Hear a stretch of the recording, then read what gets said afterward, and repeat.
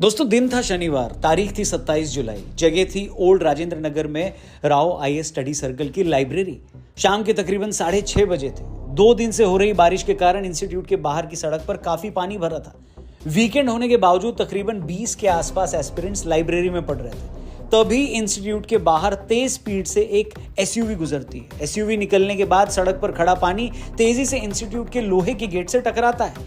पानी के प्रेशर से लोहे का गेट टूट जाता है। सड़क पर मौजूद पानी गेट को चीरते हुए अंदर बेसमेंट में भरने लगता है। अचानक इतना पानी आने से बेसमेंट में मौजूद लाइब्रेरी के बाहर लगा बायोमेट्रिक सिस्टम भी फेल हो जाता है। सारे बच्चे वहां फंस जाते हैं। इससे पहले कि कोई कुछ समझ पाता, बेसमेंट में 8 से 10 फीट पानी भर जाता है। इसके 10-15 मिनट बाद पुलिस को मदद के लिए एक मैसेज किया जाता है। 15 मिनट बाद पुलिस वहां पहुंचती है। एमसीडी और एनडीआरएफ की टीमें भी पहुंचती है। इसके बाद वहां घंटों रेस्क्यू ऑपरेशन चलता है और रात 1 बजे तक पता चलता है कि इस पूरे हादसे में 3 बच्चों की मौत हो गई है। मरने वालों में यूपी के अंबेडकर नगर की रहने वाली 22 साल की श्रेया यादव भी थी। श्रेया की मदर डेयरी में जॉब लग चुकी थी, मगर वो आईएएस बनना चाहती थी। उसके फादर ने कर्जा लेकर उसके इंस्टीट्यूट की फीस भरी थी। इसके अलावा सिकंदराबाद की तानिया सोनी और केरल की नेविल डाल्विन की भी इस हादसे में जान चली गई। अब तक इस पूरे एक्सीडेंट में 3 बच्चों के मरने की बात सामने आई है, मगर बहुत सारे बच्चे क्लेम कर रहे हैं कि मरने वालों का फिगर इससे कहीं ज्यादा है और पुलिस जानबूझकर सही नंबर नहीं बता रही। और जैसा कि भारत में हर बड़े हादसे के बाद होता है, हादसा होने के बाद पब्लिक शोर मचाती है तो अथॉरिटीज की नींद खुलती है।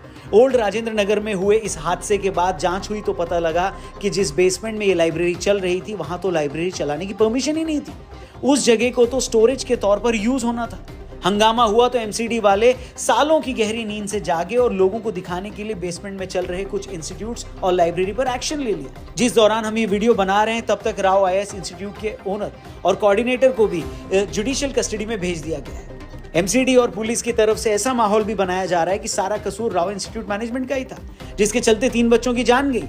बेशक इस हादसे के पीछे उस इंस्टीट्यूट वाले गुनहगार हैं, मगर आप मुझसे पूछें तो इस हादसे के लिए एमसीडी और लोकल अथॉरिटीज ज्यादा बड़ी गुनहगार हैं। एमसीडी कह रही है कि बेसमेंट से पानी निकालने में इतना वक्त इसलिए लगा क्योंकि सड़क पर भी 3 फीट पानी भरा हुआ था। अगर ऐसा है तो इन लोगों से पूछो कि अगर सड़क पर भी 3 फीट पानी भरा था तो इसकी कसूरवार क्या लेडी गागा थी या युगांडा की सरकार थी? सड़क पर 3 फीट पानी क्या किसी के छींक मारने से अचानक भर गया? सड़क पर इतना पानी इसलिए भरा क्योंकि एमसीडी के मक्कारों ने वहां गटर और नालों की सफाई ही नहीं करवाई थी। सुनिए इस बच्चे को जो ये कह रहा है कि खुद इसके लैंडलॉर्ड ने कई बार लोकल एमसीडी काउंसलर को कहा था कि भाई नालों की सफाई करवा दो, मगर कोई सुनवाई नहीं हुई। दूसरी बात सर, मैंने अपने मकान मालिक से बात किया, उन्होंने बताया कि वो 10 से 12 दिन से जाकर काउंसलर से यहाँ बोल रहे थे लगातार कि नालों की सफाई कराई जाए, लेकिन वो नालों की कोई सफाई नहीं करा रहे हैं सर। तो यहाँ पे ये जो हमारे काउंसलर्स हैं, ये उनका भी फेल्योर है। हैरानी ये है कि आज दिल्ली में आम आदमी पार्टी की सरकार है, एमसीडी पर आम आदमी पार्टी का कब्जा है, दिल्ली की मेयर भी आम आदमी पार्टी की है। जिस ओल्ड राजेंद्र नगर में हादसा हुआ वहां के एमएलए भी आम आदमी पार्टी के हैं, मगर बावजूद इसके कि इस घटना की जिम्मेदारी ली जाए, उल्टा उनके मंत्री, एलजी और कुछ अधिकारियों को घटना के लिए जिम्मेदार ठहरा रहे हैं। और ये वही आम आदमी पार्टी है जो जब एमसीडी में विपक्ष में थी और दिल्ली की बदहाली के लिए एमसीडी पर कब्जा जमाए बीजेपी को हमेशा जिम्मेदार बताती थी। बोलिए। और आज जब 3 बेगुनाह बच्चे मारे गए हैं, पूरे देश में इस खबर की चर्चा हो रही है, संसद तक में मुद्दा गर्मा गया है, तो एमसीडी वालों को लगा कि चलो इस सड़क के बाहर के नाले को साफ करवा देते हैं। दुनिया में ऐसी कौन सी जगह है जहां लोकल अथॉरिटीज मॉनसून से पहले नालों की सफाई नहीं करवाती? अगर आप इसी मक्कार एमसीडी के डॉक्यूमेंट भी उठाकर चेक कर लें तो उसमें भी लिखा मिल जाएगा कि हमने तो सारे नाले जून में ही साफ करवा दिए थे। मगर हकीकत यह है कि आज इतना बड़ा हादसा हुआ तो एमसीडी वालों को लगा कि चलो नाले साफ कर लिए जाए। इतना ही नहीं, इन लोगों की बेशर्मी देखिए। ये एमसीडी ऑफिसर बोल रहा है कि नाले इसीलिए चोक हो गए क्योंकि इंस्टीट्यूट वालों ने नालों के ऊपर कंस्ट्रक्शन करके उसे ढक दिया था। इस पर जब रिपोर्टर ने पूछा कि आपने इन्हें रोका क्यों नहीं, तो ये निर्लज्ज कुमार कहते हैं, क्या कहते हैं सुनिए आप। क्या दादागिरी करते हैं? गुंडागर्दी है। कैसे गुंडागर्दी बताइए? धमकाते हैं हमें कहीं से। कौन आपको धमकाते हैं? एमसीडी वालों को धमकाते हैं? अप्रोच करते हैं।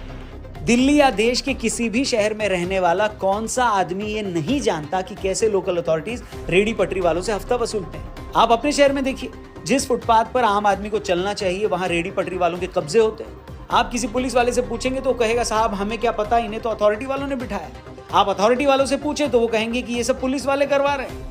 मेरा सवाल ये है कि जो एमसीडी और पुलिस वाले इन रेडी वालों से हफ्ता वसूलने में 1 दिन की भी देरी नहीं करते, क्या इन लोगों को महीनों तक ये पता ही नहीं चलता कि किस इंस्टीट्यूट ने कहां कब्जा कर रखा है? बताइए, क्या इंस्टीट्यूट वाले इतने बड़े गुंडे हो गए हैं कि वो पुलिस और एमसीडी को धमकियां दे रहे हैं? किसे झूठ बोल रहे हैं भैया, किससे?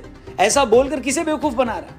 हकीकत तो यह है कि ओल्ड राजेंद्र नगर से लेकर मुखर्जी नगर तक, पटेल नगर तक, जहां कहीं भी बेसमेंट में कोई इंस्टीट्यूट चल रहा है, लाइब्रेरी खुली है, अवैध कब्जा हुआ है, ये सब इन लोगों की मिली भगत से ही हुआ है।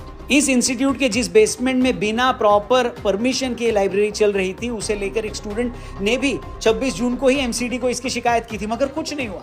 मैं पूछता हूं, अगर आप अब जाकर इंस्टीट्यूट पर कार्रवाई कर रहे हो तो करो, वो होनी भी चाहिए, उसके मालिक को जेल भी जाना चाहिए। मगर इस बात की जांच कौन करेगा कि अगर एमसीडी को महीना भर पहले इस लाइब्रेरी के बारे में कंप्लेंट मिली थी तो उसके बाद भी 1 महीने तक इस पर कोई एक्शन क्यों नहीं हुआ? क्या किसी अधिकारी ने वो कंप्लेंट देखी भी या नहीं देखी? नहीं देखी तो भी सवाल बनता है। देखकर अनदेखा किया तो उसने ऐसा क्यों किया? जिसने भी ऐसा किया उसका नाम सामने लाया जाए, उसके खिलाफ एफआईआर दर्ज की जाए। मेरी नजर में 1 महीना पहले वार्निंग मिलने के बाद, शिकायत मिलने के बाद भी अगर एमसीडी या पुलिस ने उस पर कोई एक्शन नहीं लिया तो असली गुनहगार वही लोग। अगर ये सफाई लगभग 15 से 20 दिन पहले मानसून के आने से पहले की गई होती तो शायद ये दर्दनाक हादसा नहीं होता।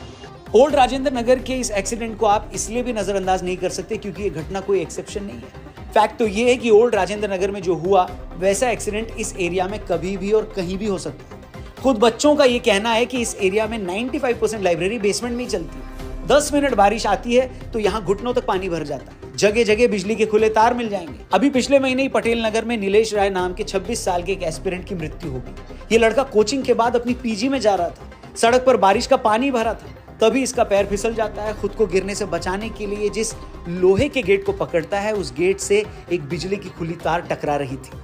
जैसे ही नीलेश ने खुद को गिरने से बचाने के लिए उस गेट को पकड़ा, उसे जोरदार झटका लगा और उसकी मौत हो गई।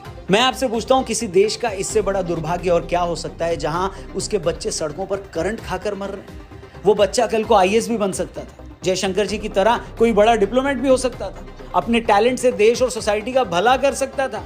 अगर वो कामयाब हो जाता तो उसके परिवार की सूरत बदल जाती, उसके माँ बाप के सालों की स्ट्रगल सफल हो जाती। मगर इस देश में जान की कीमत यह है कि उसके सिटीजन, उसके बच्चे सड़कों पर करंट खाकर मर रहे हैं। और जो मक्कार अथॉरिटी वाले हर शाम किसी से उगाही करने में आधा मिनट की भी देरी नहीं करते, इन लोगों को महीनों तक ये पता भी नहीं चलता कि कहां पर गड्ढा खुदा है, कहां पर बिजली की नंगे तार लटक रहे हैं और कहां पर कोई एक्सीडेंट हो सकता है। हर किसी को जैसे तैसे 2 नंबर का पैसा बनाकर अमीर होना है। और जैसे ही ओल्ड राजेंद्र नगर जैसा कोई हादसा होता है, रातों रात इनके सपने में ब्रह्मा जी आकर इनको बता जाते हैं कि ऐसे 7 इंस्टीट्यूट और चल रहे हैं, वहां जाकर कार्रवाई करो, और ये निर्लज्ज कुमार वहां पहुंच जाते हैं। इसी तरह पिछले साल 15 जून को मुखर्जी नगर की ज्ञान बिल्डिंग में आग लगने के बाद 300 बच्चे फंसे थे। 60 बच्चों को उस हादसे में चोटें आई थी। किस्मत थी कि किसी की जान नहीं गई। इस एक्सीडेंट के बाद फिर दिखावे के लिए कुछ कोचिंग सेंटर्स पर कार्रवाई की गई, मगर इसके बाद फिर पिछले साल दिसंबर में एक गर्ल्स पीजी में आग लगी थी। तब भी 35 लड़कियां फंसी थी, तब भी बड़ी मुश्किल से उनकी जान बची थी। मतलब एक तरह से ये रिचुअल बन गया है। पहले एक्सीडेंट होता है, फिर एमसीडी के भ्रष्ट अधिकारी अपनी भांग की नींद से जागते हैं, फिर रस्मी तौर पर 2-4 इंस्टीट्यूट्स पर एक्शन होता है, उसके बाद 2-4 भांग की पुड़िया और मारकर ये लोग सो जाते हैं और तब तक नहीं उठते जब तक अगला एक्सीडेंट ना हो जाए। इसलिए मैंने शुरू में कहा कि ओल्ड राजेंद्र नगर में जो कुछ हुआ उसको आप एक्सेप्शन नहीं मान सकते। ये तो हर कुछ महीने की कहानी है, हर कुछ महीने का किस्सा है। कि मुखर्जी नगर में कोचिंग सेंटर में आग लग गई और इस खबर से हड़कंप मच गया। आग की लपटों ने ऐसा भयानक रूप लिया कि कोचिंग सेंटर में पढ़ने वाले छात्रों को छत से रस्सी बांधकर नीचे आना पड़ा। आप इस एरिया में रहने वाले किसी भी बच्चे से पूछिए या चाहे तो खुद वहां पर होकर आइए। हर इंस्टीट्यूट में सिर्फ मोटी फीस की लालच में भेड़ों की तरह बच्चों को ठूस ठूस कर भरा जाता है, उनसे मोटी फीस ली जाती है। जिस इंस्टीट्यूट में यह हादसा हुआ, अगर आप उसकी वेबसाइट पर जाएं तो पता चलेगा ये लोग बच्चों से कितना मोटा पैसा लेते हैं। सेंटर की वेबसाइट के हिसाब से ये लोग प्रीलिम्स और मेंस की 1,75,000 रुपए फीस लेते हैं। इसके अलावा हर ऑप्शनल सब्जेक्ट की 55,000 रुपए फीस ली जाती है। मतलब इतनी मोटी फीस के बावजूद बच्चों की सिक्योरिटी और सेफ्टी को लेकर इन लोगों का कोई कंसर्न नहीं है। राव इंस्टीट्यूट स्टडी सर्कल के जिस बेसमेंट लाइब्रेरी में हादसा हुआ, वहां ड्रेनेज का कोई सिस्टम ही नहीं था, कोई इमरजेंसी एग्जिट नहीं था। किसी के दिमाग में क्या ये नहीं आया कि अगर किसी इमरजेंसी में बायोमेट्रिक सिस्टम फेल हो गया और बच्चे अंदर फंस गए तो उन्हें कैसे निकालेंगे? और यही इंस्टीट्यूट्स हैं, जब आप यहाँ एडमिशन लेने जाएं तो इनके फॉर्म पढ़िए। ये लोग उसमें ऐसा हर एक पॉइंट डाल देते हैं जिससे ये लोग अपनी रिस्पॉन्सिबिलिटी से बच जाएं। बच्चे को ऐसा लगता है जैसे ये इंस्टीट्यूट्स अपने यहाँ पर बच्चे को एडमिशन देकर उस पर कोई एहसान कर रहा है। मगर इतना मोटा पैसा लेने के बावजूद जब इंस्टीट्यूट बच्चों को भेड़ बकरियों की तरह ठूंसता है, अपनी लापरवाही से उनकी जान ले लेता है, तो इस पर उसे कोई शर्म नहीं आती। बताइए, इस देश का लीगल सिस्टम कैसे काम करता है ये भी किसी से छिपा नहीं है। कितने लोगों को आपने इस तरह की लापरवाही वाले केस में सजा होते देखी है बताइए। कुछ टाइम बाद तो मीडिया भी ट्रैक करना बंद कर देता है। पुणे के उस पोर्शे लग्जरी कार वाले मामले में क्या हुआ सबको पता है। महीने भर के अंदर उस केस में शामिल हर आदमी बाहर आ गया। जिन लोगों के बच्चों की जान गई वो पीटते रहे अपनी छाती, बहाते रहे जिंदगी भर आंसू। उनकी जिंदगी तो बर्बाद हो गई। जिस बाप ने ये सोचा था कि उसका बच्चा अगर कुछ बन जाएगा तो शायद उनका जिंदगी भर का संघर्ष सफल हो जाए, वो बेचारा अब किस उम्मीद में जिंदगी जिएगा बताइए। उसने अपना बच्चा भी गंवाया, अपना पैसा भी गंवाया और सबसे बड़ी बात, जिंदा रहने की अपनी उम्मीद भी गंवा दी। इस देश में भ्रष्ट लोगों का एक इकोसिस्टम है बॉस, जिसे कोई ताकत हिला नहीं सकती। इंस्टीट्यूट वालों को जितना कमा सकते हैं उससे ज्यादा कमाना है। अथॉरिटीज और नेता लोगों के लिए तो भैया ऊपर का पैसा नशे का काम करता है। वो तो अधिकारी और नेता बने ही इस दिन के लिए बताइए। इसलिए आप और हम कितना भी रोना स्यापा मचा लें, कुछ दिन बाद चीजें उसी ढर्रे पर आ जाएंगी। कुछ दिन तमीज में रहने के बाद ये सारे लोग फिर से फड़फड़ाने लगेंगे। आज बंद हुए इंस्टीट्यूट 2 महीने बाद फिर से खुल जाएंगे, लिख के ले लो। लाइब्रेरी इसी तरह बेसमेंट में चलती रहेंगी।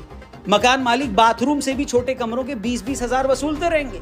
और इन सब से पार पा भी गए तो एग्जाम होगा या नहीं होगा इसकी भी कोई गारंटी नहीं। एग्जाम हुआ तो ईमानदारी से हुआ या नहीं हुआ इसकी भी कोई श्योरिटी नहीं है। और सबसे बड़ी बात, अगर कल को आप अधिकारी बन भी गए तो आपको वहां की दुनिया वैसी ही मिलेगी जैसा आप सोचकर आए हैं, तो भैया उसका भी कोई भरोसा नहीं। इसलिए संजीव सान्याल जैसे लोग जब ये कहते हैं कि इन परीक्षाओं में पास होने की जो गारंटी है और उससे पहले का जो संघर्ष है, उसे देखते हुए बच्चों को बहुत सोच समझकर अपनी लाइफ ऐसे एग्जाम्स में झोंकनी चाहिए। देश तरक्की कर रहा है, प्राइवेट सेक्टर में ढेरों मौके हैं। किसी काम में 2-3 साल भी अगर आप कायदे से दे दो तो जिंदगी भर के लिए उसमें अपनी जगह बना सकते हैं आप। हो सकता है कि जो तस्वीर मैंने दिखाई वो कुछ लोगों को नेगेटिव लगे, लेकिन ये भी सच है कि रियलिस्टिक असेसमेंट और नेगेटिव होने में भी फर्क होता है। ठीक उसी तरह जैसे ऑप्टिमिस्ट होने और ख्याली पुलाव पकाने में होता है।